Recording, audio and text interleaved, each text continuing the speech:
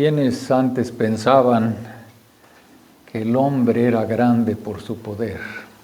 Muchos, ¿verdad? Quienes antes pensaban ser como Dios o querían ser como Dios. Algunos en la actualidad creen que son Mesías. Yo pensaba que el hombre era grande por su poder. Me equivoqué. Y Romanos, el capítulo 11 y el versículo 33, nos está hablando de la grandeza de nuestro Dios. Romanos 11, vamos a leer ahí en la Biblia, Romanos 11, versículo 33. Fíjense bien lo que expresan estos versículos. Oh profundidad de las riquezas y de la sabiduría y del conocimiento de Dios. Cuán insondables son sus juicios e inescrutables sus caminos. Porque ¿quién entendió la mente del Señor? ¿O quién fue su consejero? ¿O quién le dio a él primero para que le fuese recompensado?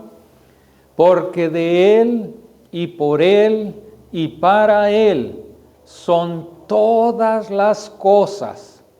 A él sea la gloria por los siglos. Amén. Son tan profundos estos versículos que yo quería verlos en un solo domingo, pero no es posible. Tenemos que dividir en 2 lecciones por lo menos, pero daría para hablar 10, 15, 20 domingos y no terminaríamos de hablar acerca de estos versículos. Oh profundidad, oh profundidad. Fíjense que John Piper habla de un momento en que él se sintió impresionado de predicar sobre la grandeza de Dios como se revela en Isaías el capítulo 6. Si ustedes recuerdan, Isaías el capítulo 6 es el pasaje donde Isaías ve al Señor sentado en su trono, donde ve serafines que con 2 alas cubrían su cara y 2 alas cubrían sus pies y con 2 alas volaban. Y que esos serafines uno al otro decían: Santo, Santo, Santo, Señor de los ejércitos, toda la tierra está llena de su gloria. Santo, Santo, Santo.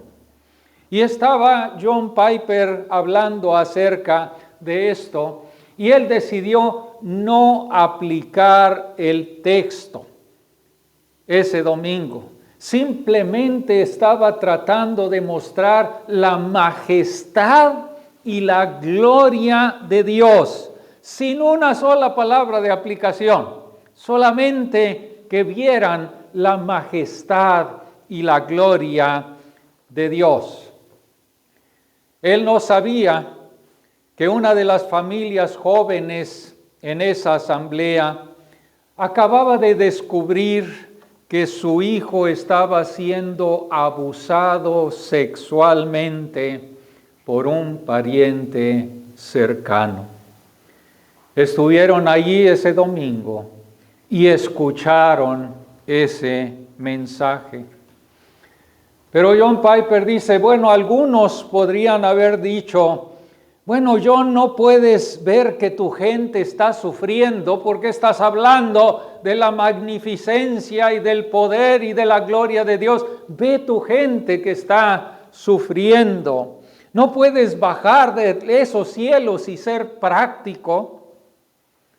¿No te das cuenta de qué tipo de personas están sentadas aquí delante de ti el domingo? Algunas semanas más tarde, Piper se enteró de la historia.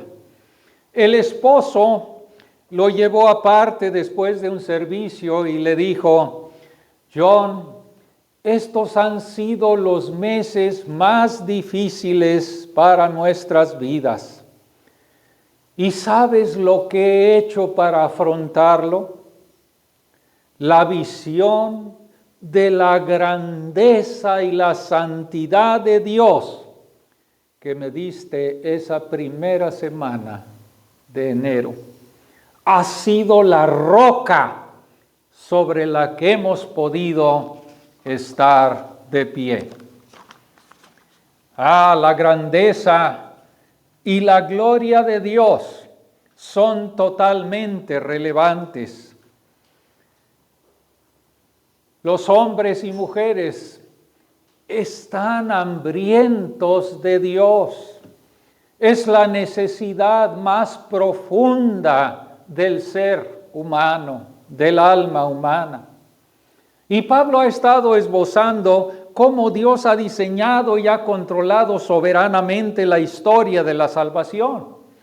Y nos dice la Biblia que hubo un largo periodo de tiempo, desde Abraham hasta Cristo, cuando Él permitió que los gentiles siguieran su propio camino, mientras Dios se revelaba a los judíos.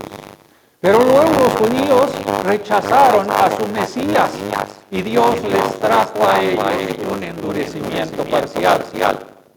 Incluso ese endurecimiento se remonta a cuando Moisés vivía la época de Moisés, pero se intensifica cuando el pueblo de Israel, aquella nación, crucificó al Hijo de Dios sin pecado. En ese momento, mientras Dios preservaba un remanente de judíos salvos, Dios abre la puerta de su misericordia a los gentiles, quienes ahora están llegando a la salvación en números sin precedentes. Pero en el futuro, Dios va a cumplir sus promesas de su pacto a los padres para mostrar misericordia nuevamente a los judíos, para que todo Israel sea salvo. Y Pablo concluye todo esto con ese versículo 32, porque Dios sujetó a todos en desobediencia para tener misericordia de todos. Todos en este contexto no se refiere a cada individuo, sino a todos los grupos de personas.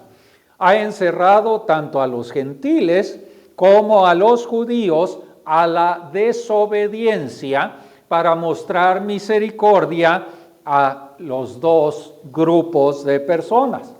Este versículo es la línea de pensamiento que tenemos aquí en Romanos hasta este momento.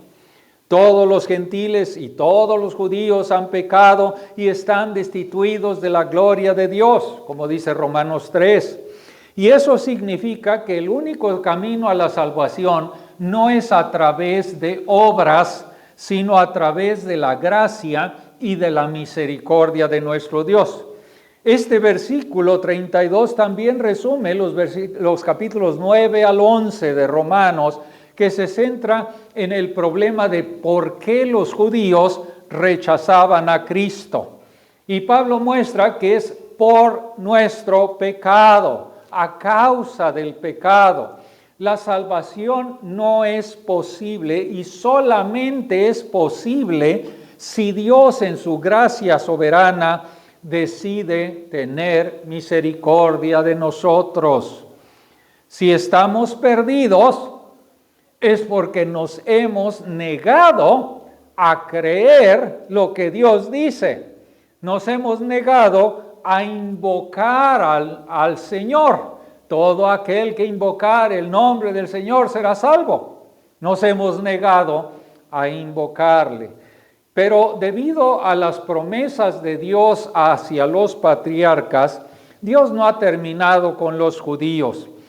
Ahora son desobedientes a Dios.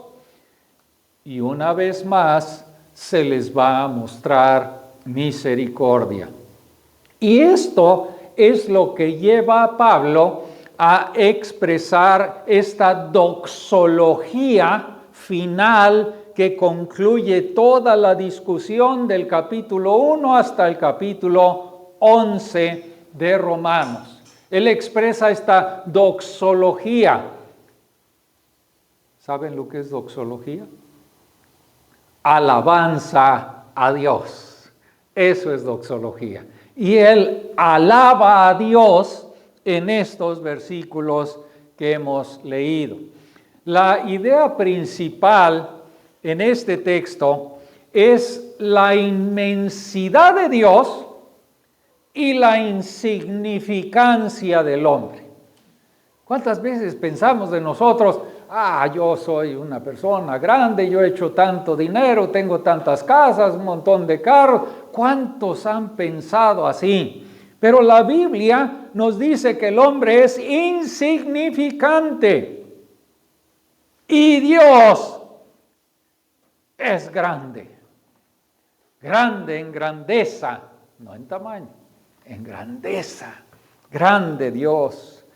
Y pocos pasajes de las Escrituras se pueden comparar con este pasaje en esa fuerza de expresión que se presenta, que está presentando la idea de que Dios es todo y el hombre es nada. Como el orgullo nos vence. Nos vence, no, pero es que yo soy algo. Estoy vivo, tengo cuerpo, puedo hacer muchas cosas. No, no eres nada. De acuerdo a la Biblia, así es.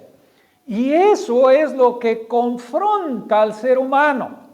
Esta idea radical de que el hombre no es nada.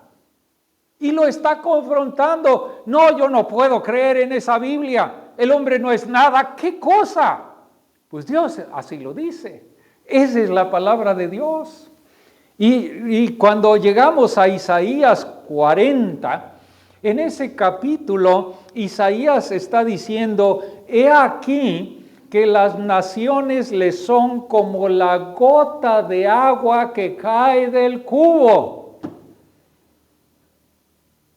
como menudo polvo en la balanza le son estimadas las naciones. ¿Sí ven las balanzas antiguas? Bueno, como el polvito que quedaba en el plato, así le son estimadas a Dios las naciones, dice Isaías.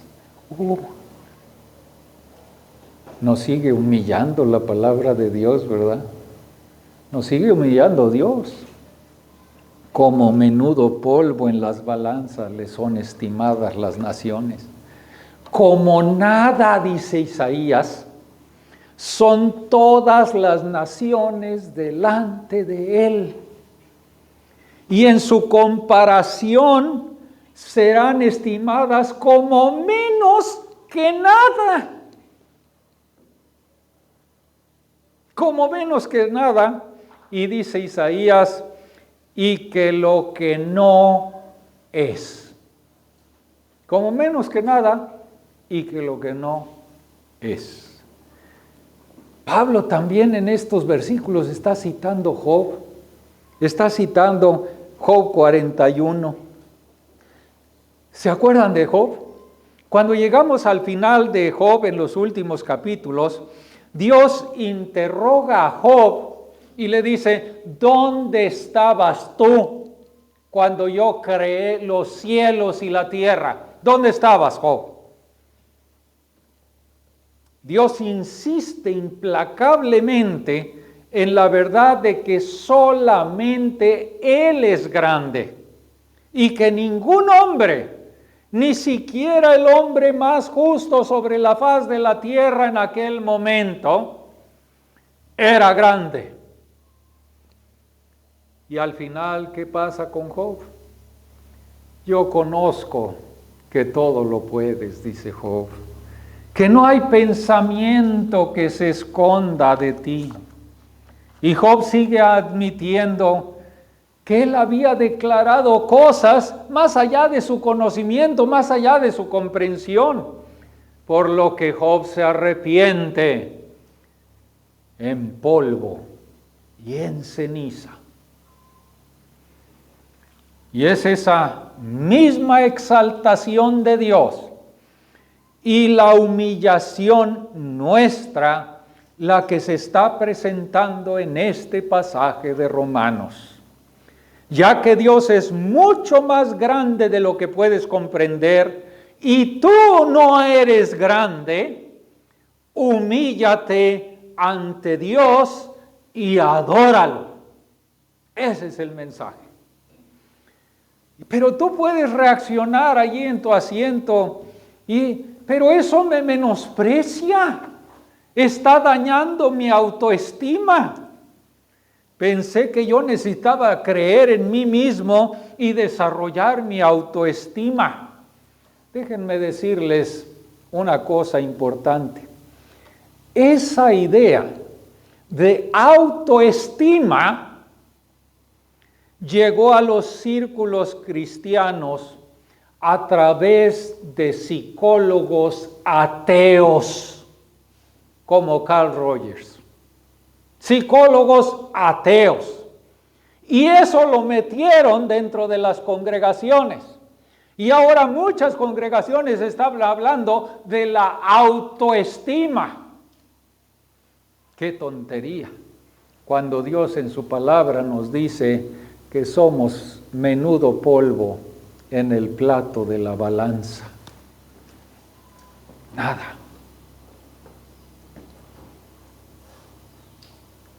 Isaías en ese capítulo dice, consolaos, consolaos, pueblo mío. Y termina explicando cómo Dios fortalece a los cansados que esperan en el Señor. Y el pobre Job, ¿qué pasó con Job? Ya estaba hecho papilla con todas las aflicciones que le vinieron, ¿no es cierto? Y ahí estaba Job con los insensibles consejeros amigos de él. En lugar de ayudarle, lo hundían más. Pero fíjense una cosa tan importante. Ahí Dios no le dice a Job, oye Job, piensa en el gran hombre que eres. Tu autoestima. ¿Verdad que no le dice así Dios? ¿Eres realmente el hombre más justo sobre la tierra? No le dice así. Dios no jugó al psicólogo con Job para construir esa autoestima de Job. No. Dios estaba humillando a Job. ¿Y saben qué? Dirige a Job para que Job vea cuán grande es Dios. ¿Dónde estabas tú cuando yo formé los cielos y la tierra? No estaba. Dios es grande, el hombre no es grande. Y eso humilló a Job y llevó a Job a adorar a Dios y ser restaurado por Dios. La Biblia nos dice que Dios humilla a los soberbios, pero levanta del montón de las cenizas a los necesitados. Ser humillado en la presencia de Dios, que es el único grande, trae consuelo y trae restauración al alma. Cuando Dios nos humilla, trae consuelo y trae restauración. Es sumamente práctico magnificar a nuestro Dios y minimizar la visión que tenemos de nosotros mismos. Entonces vamos a considerar esta verdad transformadora. Dios es mucho más grande de lo que tú puedes comprender, de lo que cualquiera de nosotros puede comprender.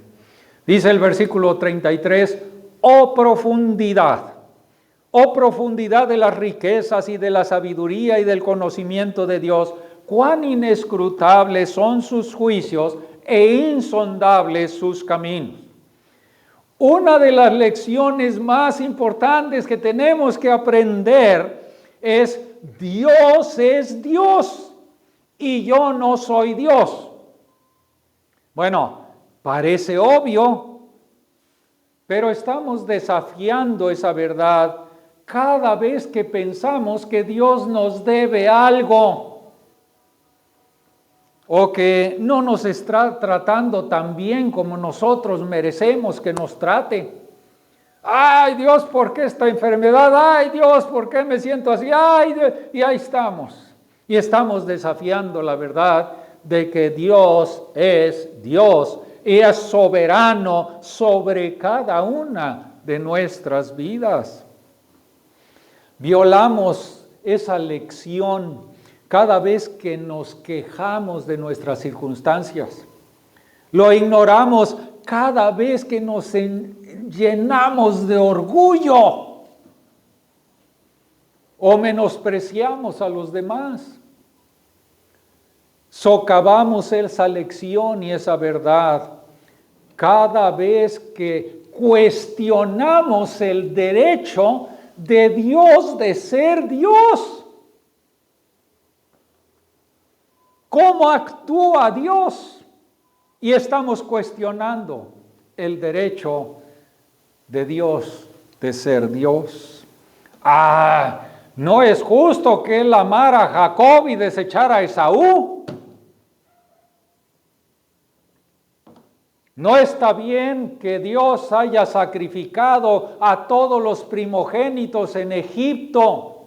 Ni siquiera les advirtió a los egipcios que pusieran la sangre en los dinteles y en los postes de las puertas. No es correcto que Dios le haya ordenado a Israel matar a todos los cananeos, incluyendo niños y mujeres. No es misericordioso de Dios al matar a Usa por tocar el arca. Usa nada más estaba tratando de ayudar. Todos esos desafíos, muchas veces arrogantes de nuestra parte, desafíos al derecho de Dios de ser Dios, implican que yo creo que sé más que Dios. Fíjense lo que implican. Que yo creo que sé más que Dios y por eso reto a Dios y por eso hablo así. No es justo. ¿Cuántas personas hemos visto? Es que Dios no es justo. Él es el más justo y es el único justo en todo el universo. Dios es Dios, yo no soy Dios. Y si no aprendes esa lección antes de comparecer delante de Él en el juicio, lo vas a aprender en ese momento, pero va a ser muy tarde, demasiado tarde. Hay tres cualidades que yo encuentro aquí en estos versículos. Cuando dice conoció la mente del Señor, se relaciona con el conocimiento de Dios. ¿Quién llegó a ser su consejero? se relaciona con la sabiduría de Dios. ¿Quién le ha dado primero? Se relaciona con las riquezas de Dios. La incomprensibilidad de Dios se refleja en esa palabra profundidad. Oh, profundidad de las riquezas y de la sabiduría y de la ciencia de Dios. No es que no podamos conocer a Dios en absoluto, sino que no podemos llegar al fondo de quién es Dios en toda su grandeza. A lo mejor te has parado ahí en el Gran Cañón de Arizona o de Chihuahua, es el mismo cañón. Es mucho más profundo en Chihuahua, es mucho más grande el Gran Cañón en Chihuahua. Y has visto el fondo de aquel cañón y has dicho, ¡oh, qué profundidad! Hace algunos meses, unos exploradores intentaron llegar a 4,000 metros de profundidad en el mar para ver los restos del Titanic. La profundidad del mar, lo más profundo del mar son 11 kilómetros. Ningún ser humano ha llegado ahí. Han llegado más al espacio y a la luna que a la profundidad del mar. Se ha descrito como un entorno hostil, como un entorno remoto en toda la faz del planeta. Aquel pequeño submarino que iba a 4 kilómetros de profundidad tuvo una fuga. La presión los aplastó tan rápido que ni siquiera pudieron gritar. ¡Oh, profundidad! ¡Oh, profundidad de las riquezas, de la sabiduría y del conocimiento de Dios! Vamos a tratar en esta mañana de explorar esas profundidades. No soy quien, no tengo el conocimiento ni la sabiduría, pero vamos a tratar de explicarlos para ustedes. La profundidad de las riquezas de Dios. La profundidad de las riquezas de Dios. Más allá de nuestra comprensión, ¿no es cierto? A Pablo le encantaba hablar de las riquezas de Dios. Cuando vemos ahí en Romanos el capítulo 10, dice que Dios es rico para con todos los que le invocan, porque todo aquel que invocar el nombre del Señor será salvo. Y abran sus Biblias, no dejen Romanos, vamos a Efesios capítulo 1. Vamos a hablar de la profundidad de las riquezas de Dios. Efesios capítulo 1, versículo 7. Ahí Pablo dice, Efesios 1, 7. En quien tenemos redención por su sangre, el perdón de pecados, ¿según qué? Según las riquezas de su gracia que hizo abundar para con nosotros, según las riquezas de su gracia. Efesios 2, versículo 7, que dice, para mostrar en los siglos venideros las abundantes riquezas de su gracia en su bondad para con nosotros en Cristo Jesús. Nunca llegaremos al fondo de las profundidades de las riquezas de la gracia de Dios. Efesios 3:8, ¿qué dice? A mí, el más pequeño de todos los santos, me fue dado esta gracia de predicar a los gentiles las inescrutables riquezas de Cristo. Y usa la misma palabra aquí en Romanos, el versículo 33, cuán inescrutables sus caminos. ¿Qué quiere decir en inescrutable? Que no son rastreables, que no pueden ser rastreadas la profundidad de las riquezas de su gracia. Inescrutables sus caminos.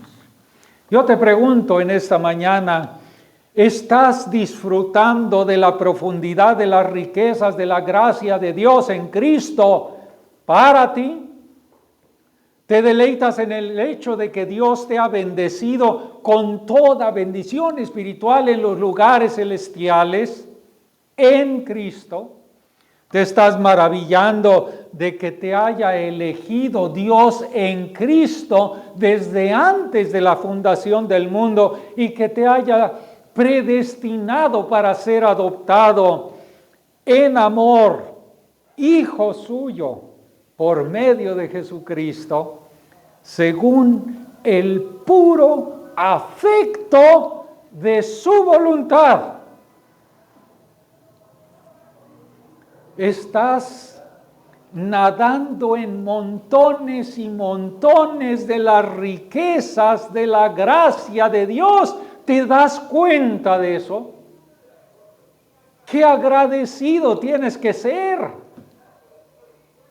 En los montones y montones de las riquezas de la gracia de Dios prodigadas a cada uno de nosotros en Cristo Jesús, Señor nuestro. Oh profundidad de las riquezas, oh profundidad de la sabiduría de Dios, está más allá de nuestra comprensión. La sabiduría de Dios se traslapa con el conocimiento, pero la diferencia es que el conocimiento es información. La sabiduría es la aplicación de ese conocimiento. Esa es la sabiduría. Así que la sabiduría de Dios se refiere a cómo Él hace lo que Él quiere hacer y cómo hace todas las cosas. Eso va de acuerdo a su conocimiento, a su sabiduría. Adquirir sabiduría es adquirir la habilidad para vivir una vida piadosa delante de Dios. Adquiere sabiduría, dice Proverbios. El que no tiene sabiduría, pídala a Dios. La habilidad para vivir una vida hermosa, piadosa delante de Dios. Porque el Señor da sabiduría. De su boca viene el conocimiento y la inteligencia, dice Proverbios 2:6. La sabiduría de Dios, ¿saben dónde está? En su palabra. Aquí está la sabiduría de Dios. Aquí la tenemos. No toda la sabiduría de Dios, pero lo que Dios en su sabiduría nos quiere mostrar está aquí. Como les pido a los creyentes que la lean de principio a fin. La Biblia la pueden leer ahora en un año. ¿Cuántos años tienes? 30. Pues ya debiste haber leído la Biblia por lo menos 15. 15 veces. 15 veces. No estoy diciendo los 30 años porque cuando es uno niño no puede, ¿verdad? Pero por lo menos 15 veces en tus 30 años has leído la Biblia completa. Aquí está la sabiduría de Dios. Aquí está la palabra escrita. La sabiduría informa los propósitos de Dios y nos informa el cumplimiento de Dios de esos propósitos. Dios siempre cumple sus propósitos. Ahí está su sabiduría. La sabiduría de Dios se revela especialmente en la cruz. Fíjense nada más. La sabiduría de Dios en la cruz de Cristo. ¿Sí? La Biblia nos dice que la cruz de Cristo es locura para los que se llaman sabios de este mundo. Locura, la cruz de Cristo. Pero ¿qué dice la Biblia ahí en 1 Corintios 1:24? Dice, mas para los llamados, tanto judíos como griegos, Cristo, poder de Dios. ¿Y qué dice? Sabiduría de Dios. Ahí está la sabiduría, en la cruz de Cristo. Ahí está. Para los sabios, para los entendidos de este mundo, es locura. ¿Cómo puede salvar Dios a un pecador, enviando a Dios hombre a morir por nuestros pecados? Sabiduría de Dios. Sabiduría de Dios. Si tú quieres profundizar en la sabiduría de Dios, medita a menudo en la gloria de Cristo crucificado por tus pecados. Oh profundidad del conocimiento de Dios. La Biblia Reina Valera dice ciencia. Ciencia es conocimiento de Dios. ¿No es cierto que es más allá de nuestra comprensión otra vez? Está más allá. El conocimiento de Dios es su omnisciencia, la información completa que es la base de su sabiduría. Dios conoce todas las cosas en el universo de manera exhaustiva. Él sabe qué está pasando con las reacciones químicas entre las estrellas a miles de millones de kilómetros y a miles de millones de galaxias. Él conoce lo que está pasando allí en la química de cada astro en el cielo. El conocimiento de Dios. Él sabe lo que está pasando en cada una de las células de tu cuerpo. Ya sabe. El conocimiento de Dios, oh profundidad.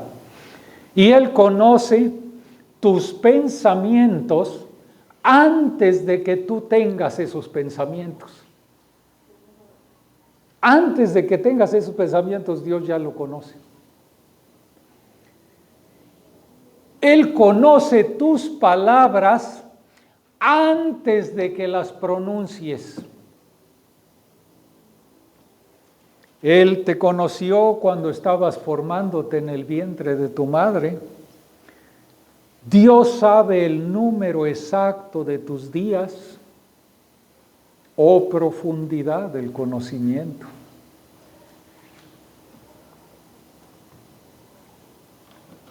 Hebreos 4:13 dice, no hay cosa creada que no sea manifiesta en su presencia. No hay cosa creada que no sea manifiesta en su presencia. Antes bien, todas las cosas están desnudas y abiertas a los ojos de aquel a quien tenemos que dar cuenta. Todas las cosas están abiertas, las conoce a los ojos de aquel a quien tenemos que dar cuenta.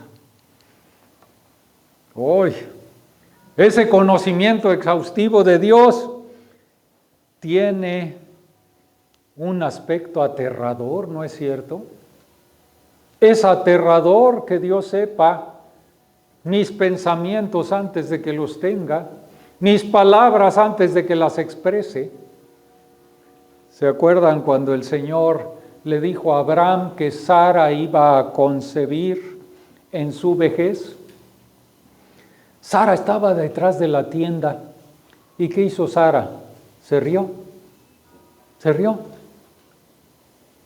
Y el Señor le pregunta a Abraham, ¿por qué se rió Sara? Estaba en la tienda. ¿Por qué se rió Sara? Abraham se ha de haber quedado. Pues, ¿por qué se rió Sara? Y le dice el Señor, ¿hay algo demasiado difícil para el Señor? Sara tuvo miedo. ¿Y saben qué hizo Sara? Lo negó. No me reí. ¿Y qué le dijo el Señor? No es así. Te has reído. Qué aterrador. Piénsenlo. El Señor está sabiendo todo lo que estamos haciendo. Las cosas buenas, las cosas malas, ahí están. El Señor las conoce. ¿No es así, Sara? ¿Te has reído? Pero fíjense que también esto es reconfortante. Es reconfortante el conocimiento exhaustivo de Dios, porque aunque conoce todas nuestras debilidades, aunque conoce todos nuestros pecados, no nos hace a un lado y nos desecha.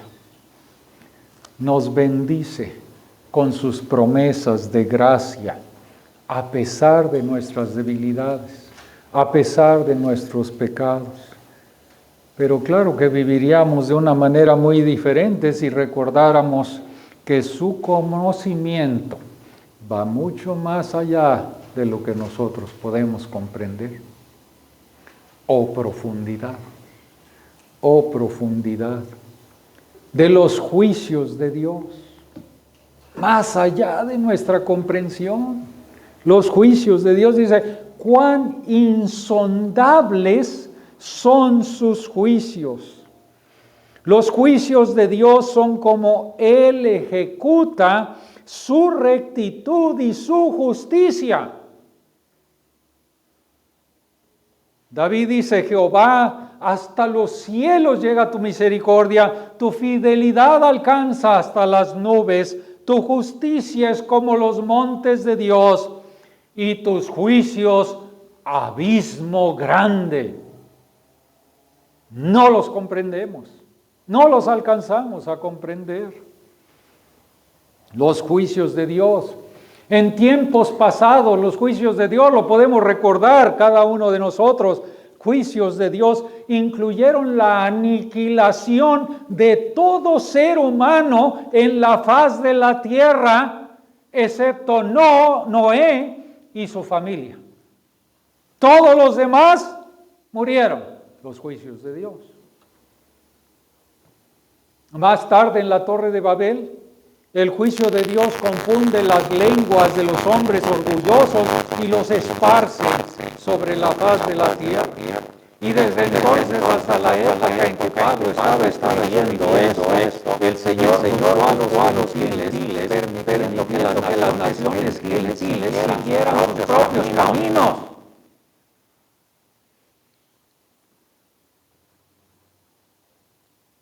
En el contexto de Romanos 1, ¿se acuerdan que Dios ejecutó juicio sobre los gentiles y les entregó a los deseos de su corazón, a pasiones desordenadas, a la impureza, a la mente depravada?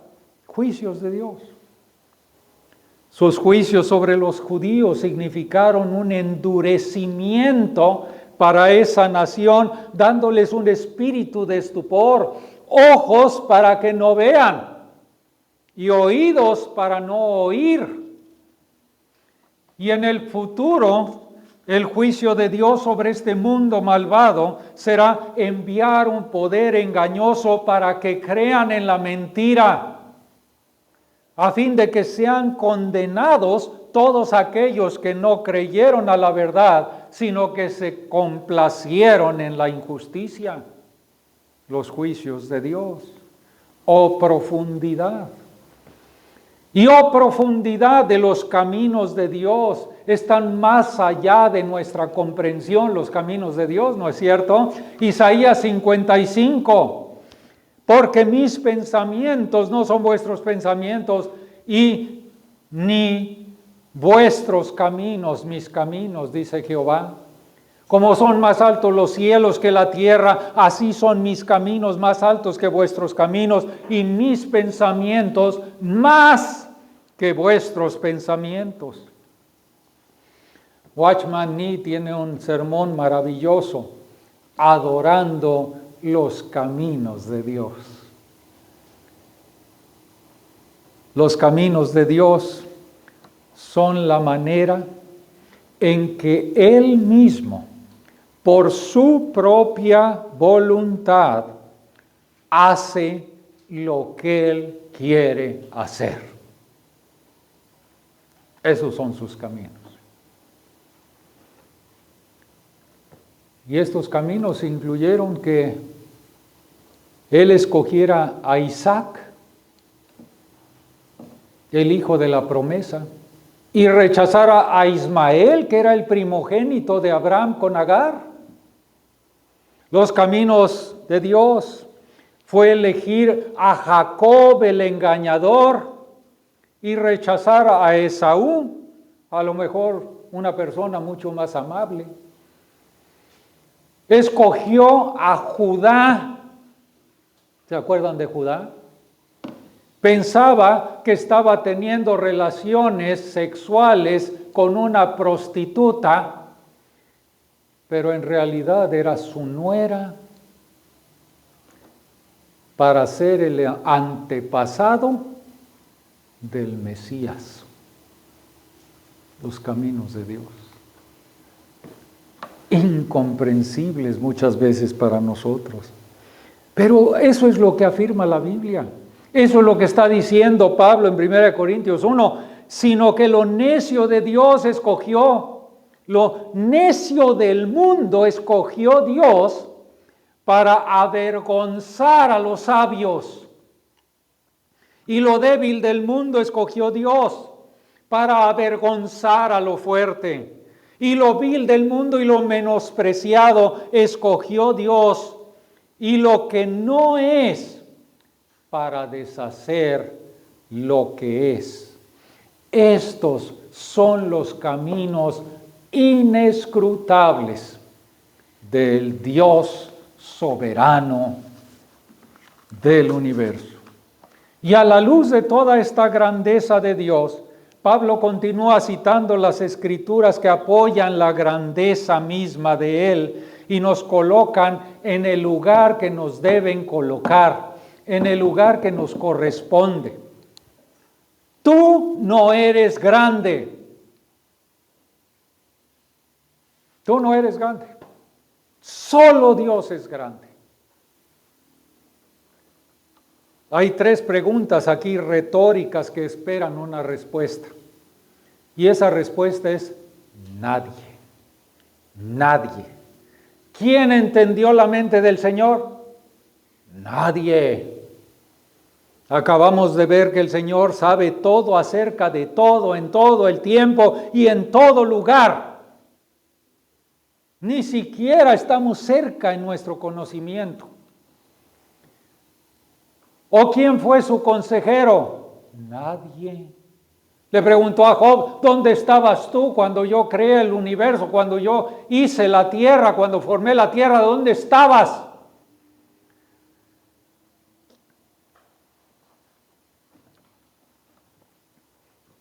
Dios no pidió consejo antes de formar el universo. Y fíjense que cuando habla del endurecimiento del pueblo judío en la actualidad, ahí nos dice que es para no ser arrogantes acerca de nosotros mismos. Dios es Dios. Él es el único grande y el hombre es nada en su presencia. No eres grande en conocimiento, no eres grande en sabiduría, tampoco eres grande en riquezas. ¿O quién le dio a él primero para que Dios estuviera en deuda con él? Eso es lo que quiere decir, para que le fuese recompensado. ¿Quién le dio a Dios primero? Nadie. A Dios le debemos todo. Él no nos debe nada. Nada. En su misericordia, Él decidió salvar a los pecadores y envió a su Hijo unigénito, el Señor Jesucristo, Dios en forma humana, para morir por nuestros pecados. Él no me debe nada. Yo le debo todo a Dios. Todo a Dios. No puedes poner a Dios a tu favor para que Él te deba algo. Nada más con este versículo se acaba todo aquello que el ser humano piensa que la salvación es porque me porto bien, que la salvación es porque doy diezmos, porque soy un buen amigo y un buen vecino. La salvación es por gracia, por la misericordia de Dios. Nosotros no tenemos nada en nosotros mismos. Somos menos que nada. Y Él mostró misericordia para con nosotros. Todo aquel que cree lo que Dios ha hecho por nosotros, enviando a su Hijo Jesucristo a morir, todo el que cree en el Señor Jesucristo como Salvador, tiene vida eterna. Pero el que no cree, dice la Biblia, ya ha sido condenado, porque no ha creído en esa salvación tan grande que Dios pone a nuestra disposición, creyendo en el Señor Jesucristo. Entonces, es todo de gracia.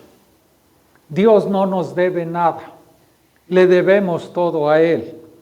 Por lo tanto, debemos humillarnos delante de Dios y adorarlo. Y así termina el capítulo 11 de Romanos, porque de Él, de Dios, por Él, por Dios, y para Él, para Dios, son todas las cosas. A Él, a Dios sea la gloria por los siglos. Amén. Una gran visión de Dios y una pequeñísima visión de nosotros mismos nos lleva a humillarnos delante de su presencia genuinamente y adorarle sinceramente. En 1715, Luis XIV de Francia muere. 1715. Luis XIV se llamó a sí mismo Luis el Grande de Francia. Su corte era la más magnífica corte de toda Europa. Incluso Luis XIV planeó su funeral de manera que fuera espectacular, porque era Luis el Grande. Para dramatizar su grandeza, su cuerpo fue puesto en un ataúd de oro, y había dejado órdenes para que en la catedral no hubiera luz, solamente una vela puesta arriba de su ataúd encendida, porque era Luis el Grande. Y toda la gente esperaba en silencio asombroso. Entonces el obispo Massillon comenzó a hablar y lentamente se acerca a aquel ataúd de oro, se agacha, apaga la vela. ¿Y saben lo que dijo? Solo Dios es grande. Solo Dios es grande. Y eso es lo que la Biblia nos está diciendo aquí. Dios es grande. Tú no eres grande. Así que humíllate delante de Dios y adora solamente a Dios.